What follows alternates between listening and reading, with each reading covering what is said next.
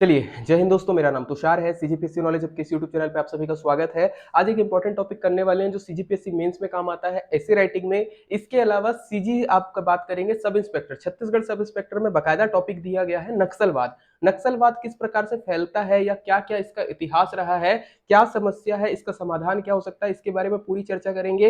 इतिहास से पकड़ते हुए सारी घटनाओं को देखते हुए पूरा डिटेल्ड एनालिसिस, सरकार के क्या प्रोग्राम चल रहे हैं राष्ट्र लेवल पे या हम लोग बात कर ले राजकीय लेवल पे, तो ये इंपॉर्टेंट होने वाला है। वीडियो यदि पसंद आता है लाइक कर दीजिएगा, शेयर कर दीजिएगा, चैनल पे नए हो तो सब्सक्राइब कर दीजिएगा। आप लोगों के लिए छोटा सा इन्फॉर्मेशन है, हमारी टेस्ट सीरीज चल रही है प्रीलिमिनरी के हिसाब से। हर हफ्ते हर संडे एक टेस्ट होता है, आप इसको परचेस कर सकते हैं जिसमें अलग अलग तरीके से आपको टेस्ट देखने को मिल जाएगा, पूरा शेड्यूल है। इसके अलावा आज का पीडीएफ या हमारा जो भी पीडीएफ है और आपको टेस्ट सीरीज चाहिए, सब एक साथ चाहिए, आपको बार बार परचेस करने की आवश्यकता नहीं है। ये वाले बैच पे आप परचेस करिएगा। आज भी जो नक्सलवाद का आने वाला है ऐसे के साथ वाला, आपको पूरा पूरा डिटेल वहां पर मिल जाएगा। नोट्स हम लोग पीडीएफ अवेलेबल कर देंगे। बाकी और भी बहुत सारी पीडीएफ प्रैक्टिस सेट हम लोग मंथ के हिसाब से सेट करते जा रहे हैं, उसमें आपको देखने को मिल जाएगा।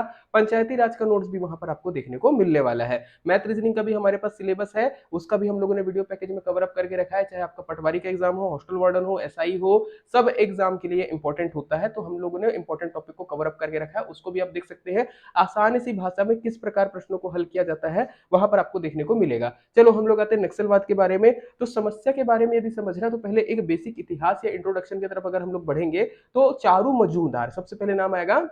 इनका एक तराई दस्तावेज था जिसमें नक्सलवाड़ी दमन के विरुद्ध प्रतिरोध का बुनियादी आधार पत्र था। एक तरीके से बोलेंगे तो बेसिक आधार पत्र है नक्सलवाद के। हम लोग शुरुआती दौर पे जाएंगे तो शुरुआत में एक घटना होती है, नाम है नक्सलवाड़ी क्षेत्र। यहाँ पे घटना होती, पर्टिकुलर क्या था तो 25 मई 1967 आपको देखने को मिलेगा पश्चिम बंगाल दार्जिलिंग जिला, इसके अंतर्गत नक्सलबाड़ी थाने में एक घटना होती है जिसमें चाय के बागान के मालिक और पुलिस, इन दोनों ने मिलकर गठजोड़ से वहां पर कृषक परिवार या जो भी उनके नीचे काम करने वाले थे उन पर हमला करते हैं और 9 महिला और 2 बच्चे मारे जाते हैं। अब ये घटना के विरोध में क्या होता है, रोष उत्पन्न होता है और इसके बाद ये लोग क्या करते हैं, आदिवासी समुदाय के लोग इसमें हथियार के साथ विद्रोह करने लगते हैं और पुलिस के खिलाफ और स्थानीय जो भी मालिक रहते हैं उनके खिलाफ विद्रोह कर देते हैं। ये दस्तावेज हमको मिलता है तराई दस्तावेज, जिसमें नाम आएगा चारू मजूमदार। शुरुआती नेता रहेंगे ये नक्सलवाद आंदोलन के।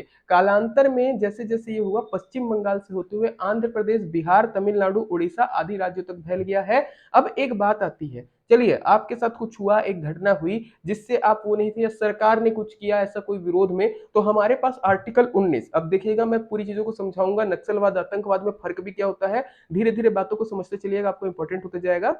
तो जैसे आप सरकार के खिलाफ किसी घटना को लेकर विरोध करना चाहते हैं, आर्टिकल 19 का एक हमको विरोध करने का पूरी आजादी देता है। आप सरकार की नीतियों के खिलाफ, सरकार के विरुद्ध प्रदर्शन करने का हक रखते हैं, बट कभी भी ये प्रदर्शन आपका हथियार के साथ नहीं हो सकता, ये गलत हो जाएगा।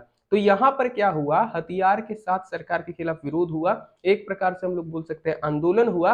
अब प्रॉब्लम क्या हो गई, समाज के जो बौद्धिक वर्ग हैं, जो पढ़े लिखे लोग भी हैं, वो भी अपनी शिक्षण संस्थाओं को छोड़कर इस आंदोलन में शामिल हो गए, मतलब इनडायरेक्टली इन चीजों का सपोर्ट किए, जो एक आधार बनता है नक्सलवाद की समस्या का। मेन चीज देखेंगे क्या आधार बन रहा है या क्या चीजें हो रही हैं, तो नक्सलवाद में जिस प्रकार आपको समझ में आएगा या माओवाद में जिस प्रकार समझ में आएगा, समाज में दो वर्ग आपको बटे दिख रहे होंगे, एक ऊपर वाला वर्ग है, एक नीचे वाला वर्ग है। मतलब एक जो वर्ग है ऊपर वाला, वो नीचे वाले वर्ग को दबाने की कोशिश करता है, भेदभाव करता है, जिसके कारण नीचे वाला वर्ग जो उतना शिक्षित नहीं है या वो नीचे वाला वर्ग जिसके पास उतना पर्याप्त आर्थिक संसाधन नहीं है, वो दबा कुचला रहने से जब परेशान हो जाएगा तो आखिरी में क्या करेगा, हथियार उठाएगा। मतलब होता है ना कि आप किसी के ऊपर कितना भी दबाव डालो, कितना भी दबाव डालो, आखिरी में होता है कि वो विरोध करने लगता है और वही विरोध की उपज बनती है आपका नक्सलवाद। इसका मेन क्या चीज हो जाएगा, मोटिव, ये जो आपका हो रहा है, ये व्यवस्था, वर्ग वाली व्यवस्था जो है, इसको बंद करो, कोई बड़ा कोई छोटा ना हो। ये तो लक्ष्य क्या बोला जाएगा,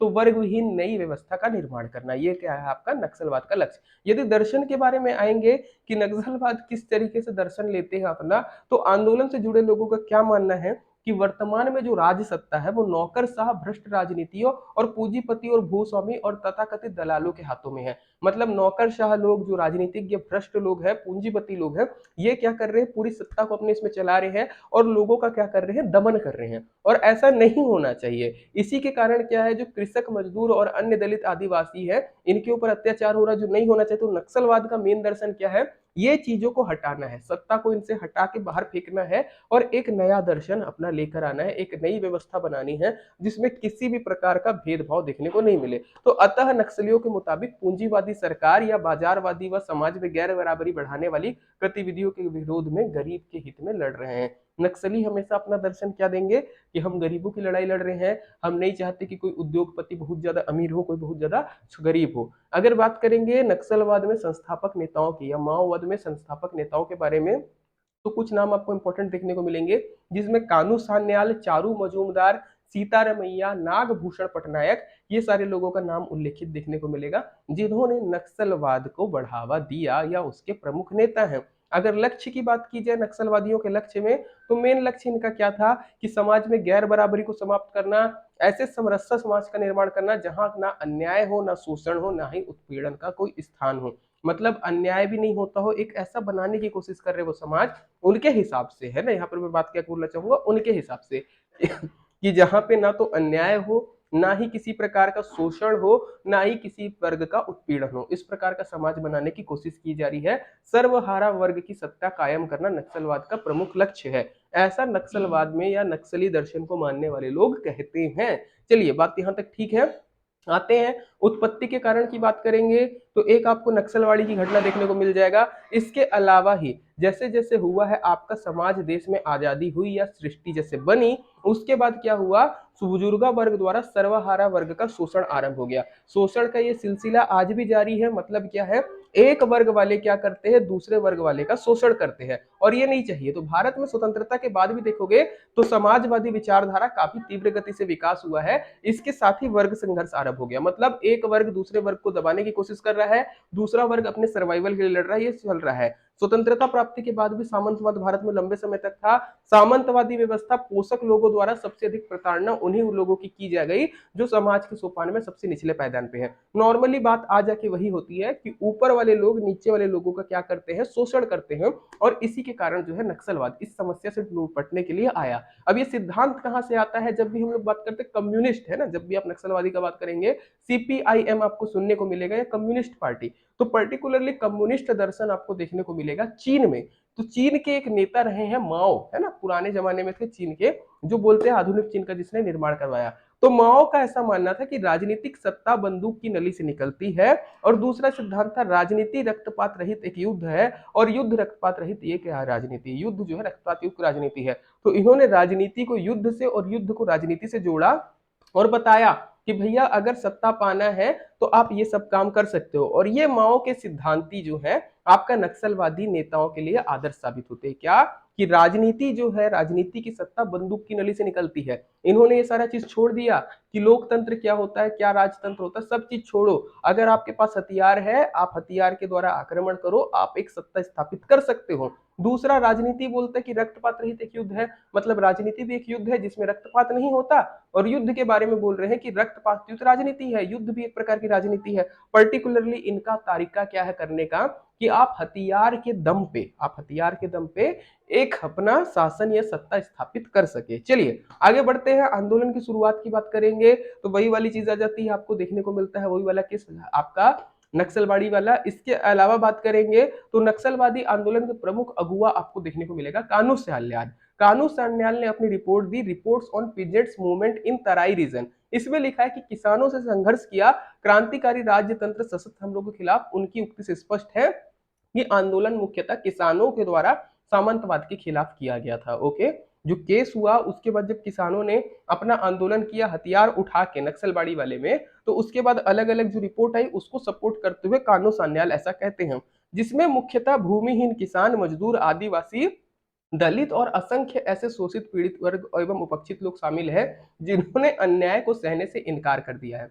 जिनके ऊपर अन्याय होता है उन्होंने हथियार उठाना शुरू कर दिया, ऐसा उनकी रिपोर्ट में कहा गया। यदि अगर हम लोग बात करें नक्सलवाद या इसके जो आंदोलन है, इसके क्या मेन फैक्टर्स होते हैं, क्या 4 पॉइंट पे ये लोग लड़ाई करते हैं, तो पहला आपको देखने को मिलेगा जल जंगल जमीन या जल जंगल जीवन, है ना, कि इनके जल जंगल और जीवन को इनसे छीना जा रहा है। तो पॉइंट पहला ये आता है जिसके खिलाफ ये लड़ाई कर रहे हैं। दूसरा, आदिवासी और पिछड़े इलाकों में विकासात्मक कार्यों का अभाव, इसके पॉइंट पे लड़ते हैं। प्रशासनिक असफलता हो जाती है, उसके लिए लड़ते हैं। इसके अलावा सामाजिक तिरस्कार और उपेक्षा, जो वर्ग को सामाजिक रूप से तिरस्कार या उपेक्षा की जा रही है वही वर्ग आगे चलकर इसमें शामिल होता है। इस प्रकार से चार बांधू दिखेंगे जिसके लिए लोग लड़ाई करते हैं। अगर बात करें नक्सलवादी आंदोलन के इतिहास की और इनके चरणों की, तो आंदोलन के इतिहास को हम लोग तीन चरण में बांट सकते हैं। पहला चरण 1967 से 80 तक चला।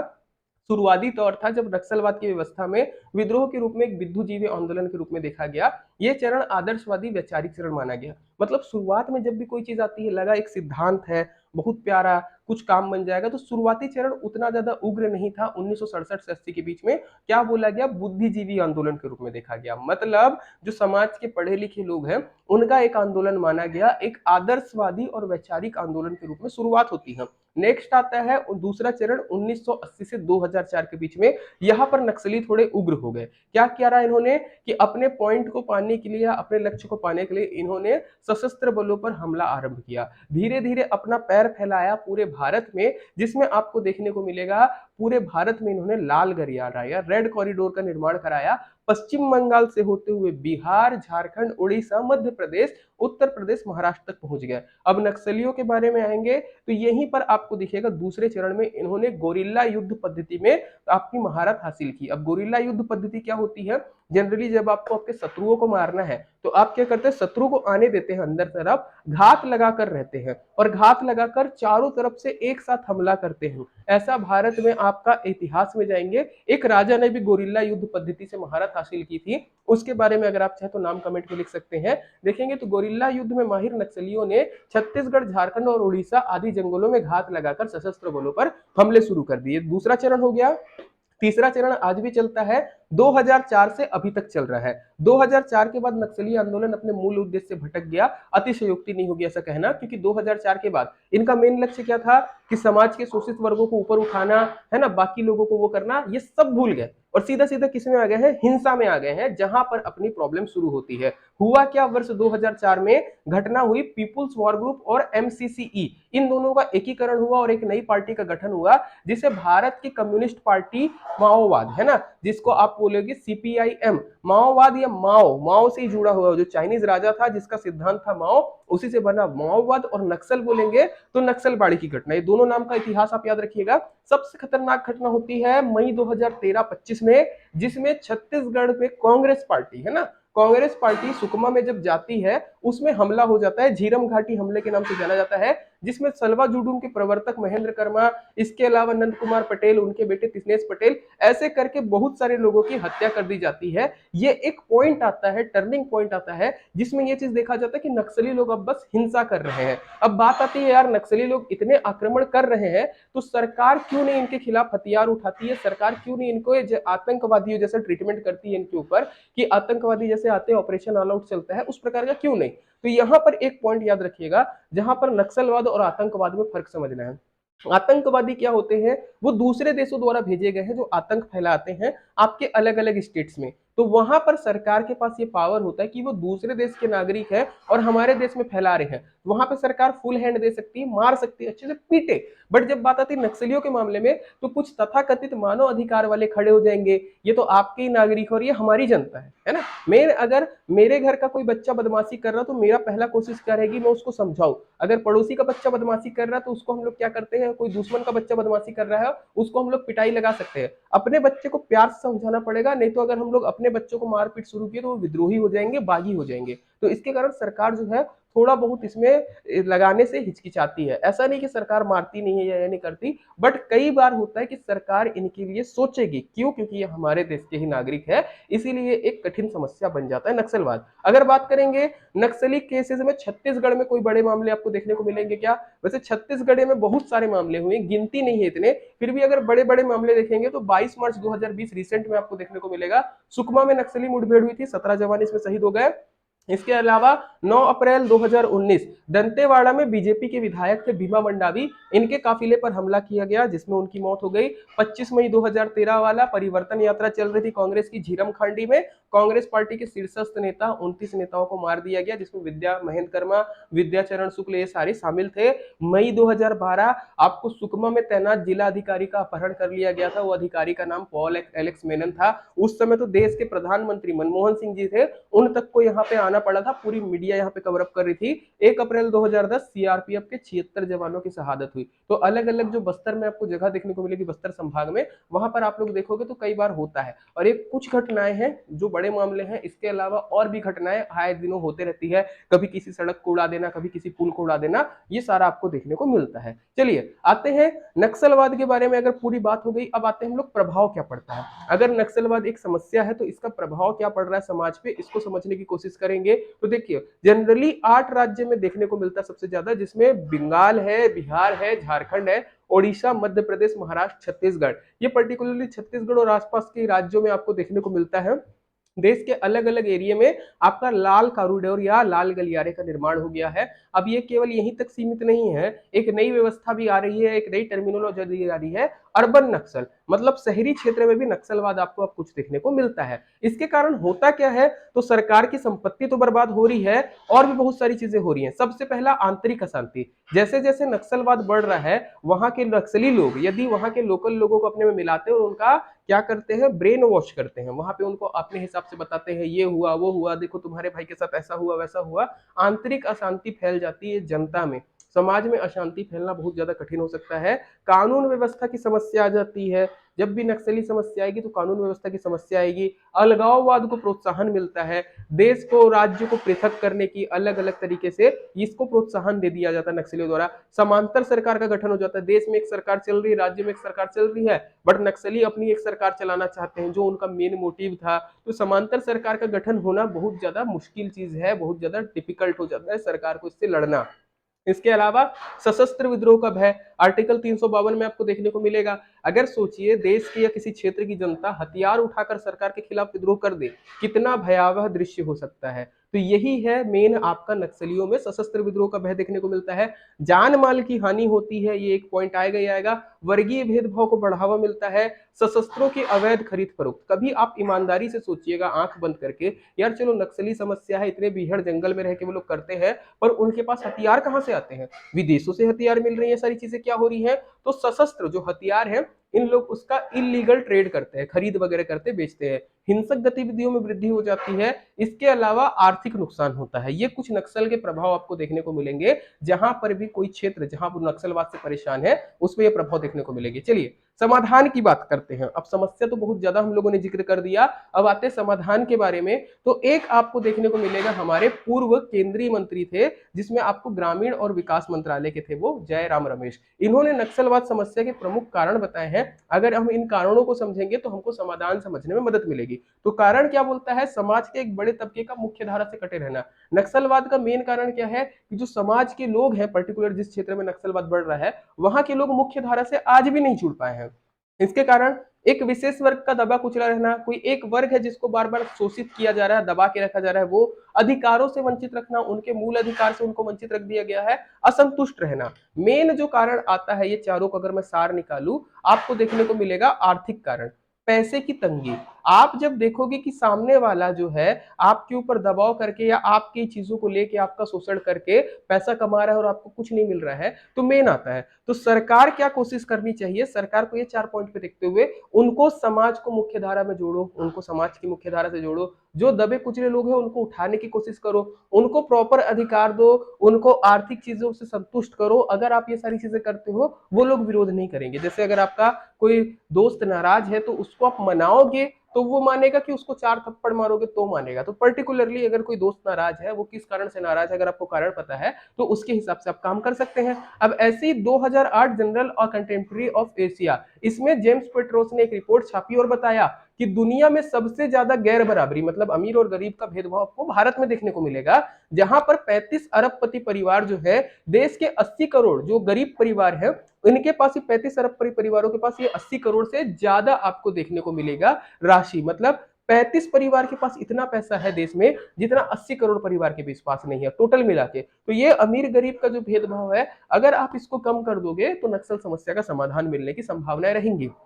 सरकार के प्रयासों के बारे में बात कर लेते हैं। अगर अभी तक आप लोगों को सार क्लियर हो गया होगा क्या करना है, तो सरकार के प्रयास में देखोगे तो प्रभावित क्षेत्रों में जो भी नक्सली क्षेत्र हैं वहां पर आप बुनियादी ढांचे का विकास करिए, कौशल विकास कार्यक्रम चलाइए, वहां के बच्चों को शिक्षा दीजिए, ऊर्जा के क्षेत्र में व्यापक विकास कीजिए, डिजिटल कनेक्टिविटी दीजिए, मतलब उनको मुख्य धारा से जोड़ने के लिए आप ये काम कर सकते हैं। जिससे आपका क्या होगा, जैसे वो मुख्य धारा में जुड़ेंगे आपका काम बन जाएगा, उनका विकास करिए उनके क्षेत्र का, वो खुश हो जाएंगे तो विरोध नहीं करेंगे। दूसरा, 2013 में रोशनी नामक एक पहल की शुरुआत की गई थी। इसके अलावा आपको सलवा जुडूम कार्यक्रम राज्य स्तर पर देखने को मिल जाता है। 2017 में केंद्र सरकार ने 8 सूत्री समाधान नाम की एक कार्य योजना शुरू की। तो समाधान 2017 में शुरू होता है केंद्र सरकार का। यदि इसको समझेंगे, 8 सूत्र दिए गए हैं समस्या से लड़ने के लिए। एक पहल है जिसमें SAMADHA यानी आपको देखने को मिलेगा, जिसमें S फॉर क्या है, स्मार्ट लीडरशिप। आपको नक्सल समस्या से लड़ने के लिए कुशल नेतृत्व की आवश्यकता है पर्टिकुलर उस क्षेत्र में। अगर एक पावरफुल नेता जो जनजातीय क्षेत्रों के बीच का, नक्सली क्षेत्रों के बीच का उठ के आता है और वो सरकार की बात रखता है, तो इससे क्या होगा, वो लोग उसकी बात मानेंगे। जैसे आप या मैं गए और वहां पे समझाने गए जहां पर हमारी पकड़ नहीं है, तो नहीं बनेगा। एक लीडरशिप चाहिए स्मार्ट। दूसरा, एग्रेसिव पॉलिसी आप अपनाइए, एग्रेसिव स्ट्रेटेजी अपनाइए, मतलब वहां पर अगर कोई बहुत ज्यादा परेशान कर रहा है तो उनसे अग्रेसिव आपको लड़ना है, तब आपका काम बनेगा।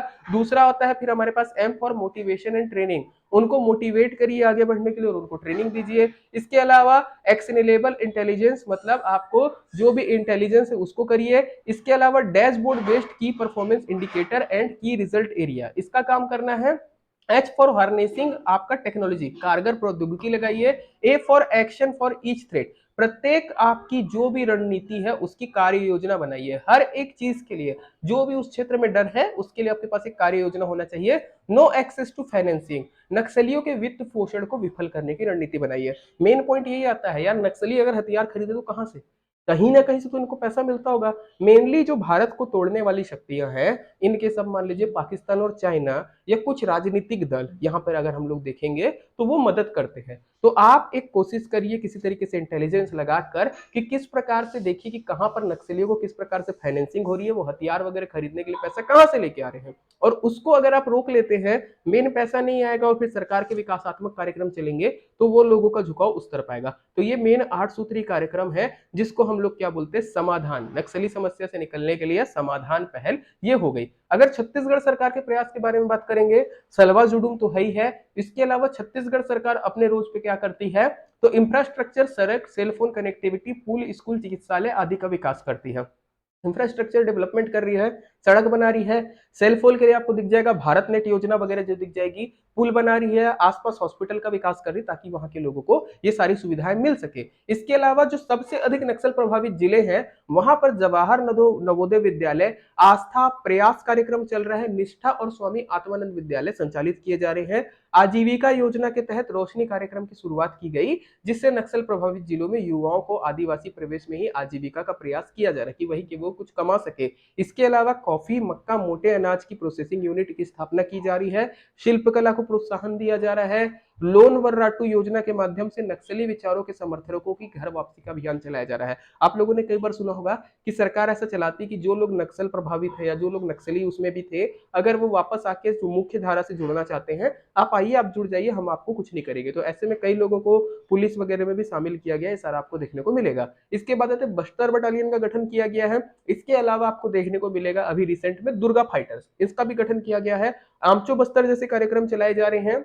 आदिवासी समुदाय में जल, जंगल, जमीन के अधिकारों को मान्यता देने का प्रयास किया जा रहा है। आदिवासी क्षेत्रों में पैसा एक्ट के तहत 5वीं अनुसूची लागू करने का राज्य सरकार का प्रयास चल रहा है। इसके अतिरिक्त यदि बात कर ली जाए विकासात्मक कार्यक्रम, ये सारे तो ठीक है, बट क्या कभी कोई नक्सल हमला होता है या नक्सली समस्या को आप इससे लड़ सकते हो? सरकार का ऐसा मानना है। पर्टिकुलरली हर एक चीज में ऐसा नहीं होता कि नहीं मान सकते या ये नहीं कर सकते, बट कभी ये प्रोग्राम फेल होते हैं तो आप हथियार के दम पे भी कई बार आंदोलन रोकेंगे, है ना। तो हमारे यहाँ दोनों विचारधारा काम करती है, ये चीज को ध्यान रखिएगा हमारे देश में कि हम महात्मा गांधी को मानते हैं तो सरदार पटेल को भी मानते हैं और भगत सिंह को भी मानते हैं और आजाद को भी मानते हैं। तो प्यार से समझ गया तो ठीक है, अगर प्यार से नहीं समझते तो सशस्त्र बल लगे रहते, तैनात रहते हैं, जो सामान्य नागरिकों की सुविधा के साथ, सुरक्षा के साथ बाकी इन सब चीजों से मुकाबला करने के लिए रेडी रहते हैं। तो उम्मीद है आपको ये वीडियो पसंद आया होगा, नक्सल समस्या वाला। आप हमारे टेस्ट सीरीज वगैरह को ले सकते हैं। वीडियो पसंद आता तो लाइक कर दीजिएगा, शेयर कर दीजिएगा, चैनल पे नहीं हो तो सब्सक्राइब कर दीजिएगा। धन्यवाद, जय हिंद।